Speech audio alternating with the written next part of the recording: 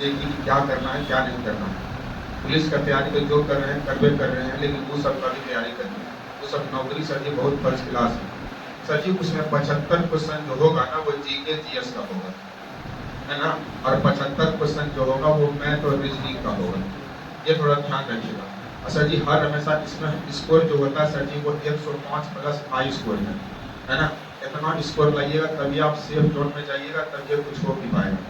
इसलिए कोशिश करिए निरंतर हमेशा कुछ न कुछ काम करते रहिए। और नहीं कर पाइएगा तो बहुत दिक्कत होगा, है ना। तो थोड़ा ध्यान रखिएगा। 75 जीके जैसे इसी में करंट अफेयर्स है, इसी में मैथ, इसी में रीजनिंग है। रीजनिंग जो है 50 है। इसलिए जिसको भी सेट लगाने का अगर विचार है तो वो शाम के 5 बजे स्टार्ट कर रहे हैं बिहार एसएससी का लगभग। तो बिहार एसएससी का सेट लगाने के लिए भी आ सकते हैं। बिहार पुलिस का 3 बजे चल रहा है, दरोगा का 4:30 बजे और बिहार एसएससी का 5 बजे, है ना। ये थोड़ा ध्यान रखिए अपने, ठीक है। बाद में कोई दिक्कत हमसे नहीं है आपको, और आपको भी दिक्कत नहीं होना चाहिए, क्योंकि पढ़ाई में एक ही चीज़ को डबल बार पढ़ रहे हैं, कोई दिक्कत नहीं। बस करें ना जी, नाव इस पार थी उस पार हो गई, है ना। अगर कोई नदी का नाव अगर इस पार है तो उस पार हो गई, हाथ की जो ताकत थी ना वो पतवार हो गई। अगर नाव इस पार थी तो उस पार हो गई, अगर हाथ की ताकत तो पतवार हो गई। यूं ही कहानी में कछुए खरगोश से नहीं जीतता है, चाल देनी थी तो लगातार थी, है ना। ये थोड़ा ध्यान रखिएगा। धीरे ही चलना है सर, लेकिन लगातार चलते रहना है। रुकने का मतलब होता है मौत, खत्म कर चुके हैं आप। अगर ऐसा सब कुछ नहीं कर पाए जिंदगी में नौकरी के लिए खास कर सर जी तो बहुत दिक्कत है। और मिडिल क्लास के फैमिली में क्या होता है क्या नहीं होता है, ये बोलने की कभी आवश्यकता बोलना भी नहीं पड़ेगा, है ना। कल खाना क्या है, कल पढ़ना क्या, ये सारा बात हम लोग को सोचना पड़ता है। खैर अब स्टार्ट करते हैं पढ़ाई को। जानकारी के लिए बता दें कि आपको हम राष्ट्रपति पढ़ा रहे हैं, आज लास्ट हो जाएगा सर। आगे आगे चल रहा है, बहुत बढ़िया चल भी रहा है, एकदम अच्छा है। आप इसी प्रकार के आपके सहयोग करते रहिए। आप सहयोग करिएगा तो सर को और पढ़ाना ठीक लगेगा, हमको भी ठीक लगेगा, है ना। सर जी राष्ट्रपति का ट्रिक पकवानी को का दुयो दशम था, कोई दिक्कत इसमें था भी नहीं। इसके अलावा सर जी बता देते राष्ट्रपति के पास कुछ कुछ शक्ति भी है। कल बता देते कि राष्ट्रपति जो है ना संयुक्त अधिवेशन को बुलाता है, ये थोड़ा ध्यान रखिएगा। आज संयुक्त अधिवेशन तब बुलाता है जब दोनों सदनों में क्या हो जाता है, मतभेद हो जाता है। तो इस कंडीशन में अभी तक जो है ना संयुक्त अधिवेशन जो बुलाया गया है वो कितनी बार बुलाया गया है, 3 बार। उसी प्रकार से जी याद रखिए राष्ट्रपति के पास वीटो पावर है। क्या है वीटो पावर? का मतलब होता है कि जो हम बोल दिए वही करेगा। अगर बर्खास्त करते हैं किसी कानून को, मतलब बर्खास्त मतलब पता चल गया कि घर में 4 लोग हैं, एक ने कहा कि आज शनिवार है खिचड़ी बनना चाहिए, किसी ने कहा नहीं कोई मतलब नहीं है, अच्छा खाना ही बनाइए, और है ना।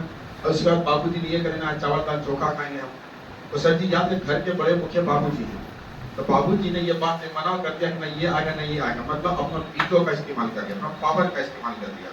तो सर जी याद रखिए जब किसी प्रकार का राष्ट्रपति एक इस्तेमाल कर लेता है शक्ति का, उसको वीटो पावर कहते हैं।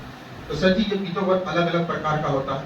सर याद होता क्या बोले देखो, अगर कोनो सदन से, लोकसभा से और राज्यसभा से दोनों यहाँ अगर पारित हो जाए, यहाँ से पारित हो जाए, यहाँ से पारित हो जाए, ये जाएगा किसके पास, राष्ट्रपति के पास। राष्ट्रपति का मन ये होगा कि हो सके हम साइन कर दें, राष्ट्रपति का मन हम उसको बर्खास्त कर दें। राष्ट्रपति का मन ये होगा कि ऐसा करे हम ना हाँ बोले ना बोले, ऐसा भी हो सकता है। तो ऐसे पावर को ही वीटो पावर कहते हैं, जिसमें सबसे बड़ा परिणाम पढ़ चुके हैं, पढ़ा चुका सर आपको निलंबनकारी वीटो। पढ़े आप? बिल्कुल सर जी, हल्का हल्का पढ़ते रहिए आप, है ना। और उम्मीद एकदम पक्का याद रखें सर जी, एकदम आराम से 2025 में नौकरी मतलब नौकरी।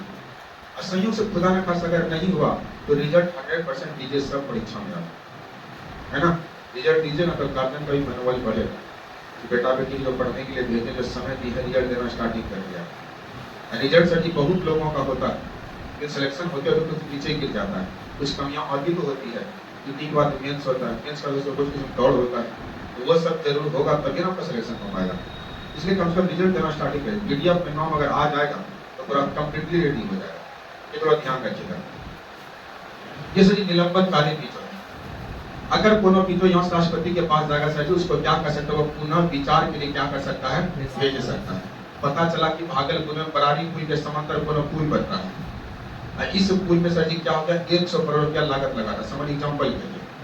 लेकिन इस कंडीशन पे किसी ठेकेदार ने फिर अगला कंपनी ने ये कह दिया ऐसा करिए ना, अगर 50 करोड़ और लगा दीजिएगा ना तो रेलवे ब्रिज के साथ साथ पुल भी बना देंगे, है ना। तो अगर ऐसा विधेयक यहाँ से पारित हो जाता, यदि इतना तो पैसा निकालिएगा तो बिना कुछ नहीं निकालिएगा, है ना। तो जब यहाँ से पारित हो जाए, जब राष्ट्रपति के पास जाएगा ना, तो हो सकते राष्ट्रपति उस पर पुनः विचार करे, ऐसे सोच के बनाने जैसा हो। तो कोनो विधेयक पर पुनः विचार करने का पावन हमारे राष्ट्रपति महोदय को ही होता है।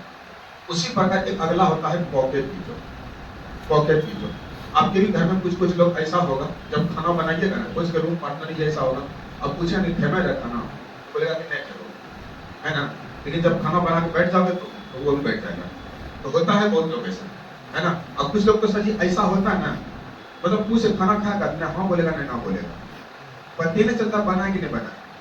वही same to same pocket veto में भी होता है ना। ये थोड़ा ध्यान रखिएगा। तो याद रखिएगा, इसका मतलब राष्ट्रपति ने उसको पन्नों में मोड़ लिया और अपने पैकेटों में रख दिया। ऐसे विधेयक को कहते हैं पॉकेट वीटो। क्या कहते हैं? Pocket veto. इसका मतलब सर जी याद, एक व्यक्ति का नाम था ज्ञानी जेलसी। क्या नाम था? ज्ञानी जेलसी ने एक बार डाक संशोधन, किसके लिए? डाक संशोधन विधेयक पेश किया गया था एक बार संसद में। उन्होंने इस पर क्या कर लिया था सर जी, पॉकेट वीटो का इस्तेमाल कर लिया था। मतलब ना हाँ बोला था ना बोला था, मतलब पुनः विचार के भेजा भी नहीं, खत्म भी नहीं किया, मतलब मोड़ मार के पैकेट में रख दिया। ऐसे वीटो को क्या कहते हैं? Pocket veto. पॉकेट को जेबी भी कहते हैं, इसलिए जेबी वीटो भी इसी को कहते हैं। कोई दिक्कत यहाँ तक में ना। सर जी अगला थोड़ा ध्यान दीजिएगा। राष्ट्रपति जो होता है ना, ये सेना का प्रधान होता है। ये थोड़ा ध्यान दीजिए, तीनों सेना होता है, आर्मी, एयरफोर्स, नेवी, ये तीन सेना हमारे पास है। ये तीनों सेना का प्रधान कौन होगा? लेकिन अब ये बताइए भैया जी, हम ये पूछना चाहते हैं, अगर राष्ट्रपति महोदय और हमारे पास इंडियन आर्मी है, एयरफोर्स है और नेवी है, अगर भैया जी ये सेना है, इसका दिमाग अलग है, इसका दिमाग अलग, इस वजह से याद रखिएगा, इसके ऊपर वो कमांड करने के लिए या जो पद ला दिया गया, उस पद का नाम है सीडीएस। क्या नाम है? ये बात को याद रखिएगा। सीडीएस का बस यही काम है कि इन तीनों को कभी भी युद्ध करने के लिए आप रेडी रखेंगे, मतलब हर चीज से परिपूर्ण रखेंगे। सीडीएस के ऊपर में होगा रक्षा मंत्री, ये बात को याद रखिएगा। रक्षा मंत्री कैबिनेट कोनो मंत्री होगा, और उसके ऊपर ही होता है प्रधानमंत्री, और उसके ऊपर होता है राष्ट्रपति। मतलब जब तक ये अंतिम मंजूरी नहीं हो जाएगा तब तक पाकिस्तान कोई आर्मी नहीं जाएगा मारने के लिए। तो तीनों सेना का प्रमुख ये होता है। मतलब हमारी आर्मी देखिए कितना नीचे है। अब पाकिस्तान में अगर कोनो सेना है ना, सेना में सीधे नेता है, पता चला कि नए अर्बन कर रहा है, सब गोली मार देता है इसको, है ना। म्यांमार में क्या हुआ? यही हुआ, सेना तक का ब्लड हो जाता है किसी प्रकार से। वहां सेना का बहुत ऊपर रख दिया गया, और हम लोग का सेना ऐसा सब करता काम करेगा भी नहीं। फिर आज मतलब किसी भी देश के राजा के खिलाफ हम गवाही करने लगे, ये सब हम लोग के सेना के पास नहीं है ना। पिछले सच क्या देखिएगा, आपको बताइए कोई विद्यार्थी, तो पहला हम लोग का सीडीएस था जनरल बिपिन रावत, ये हमारे हवाई दुर्घटना में मर गए कुछ दिन पहले, है ना। ये थोड़ा ध्यान रखिएगा सर। तो इसलिए कोई बात नहीं है, तो तीनों सेना का प्रधान कौन होगा सर? तो सर जी यहीं पर राष्ट्रपति का हिस्सा है। अब भी यहाँ से जब पढ़ेंगे उपराष्ट्रपति के बारे में, आपको बता दीजिए कि उपराष्ट्रपति का भी ट्रिक होता है। तो सोच के देखो ना, 1 से 51 तक ही है सर, उसके बाद